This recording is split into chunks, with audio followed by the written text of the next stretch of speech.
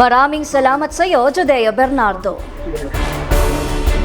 Umabot na sa higit 24,000 individual, kabilang ang mahigit 2,000 menor de edad ang nasita sa pinaigting na pagpapatupad ng Safer Metro Manila Plan ng Department of the Interior and Local Government o DILG.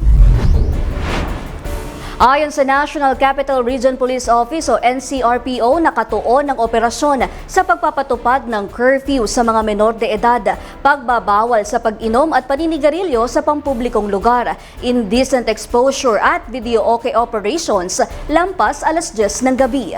Sa datos, pinakamarami ang naitala sa Southern Police District na may higit 4,000 violators, habang sa Quezon City Police District ay umabot sa 437 ang nahuli. Mayroon ding mga naitalang paglabag sa Navotas, Valenzuela at Marikina, kabilang ang pag-inom sa kalsada, paglabas ng half-naked sa lansangan at paglabag sa curfew.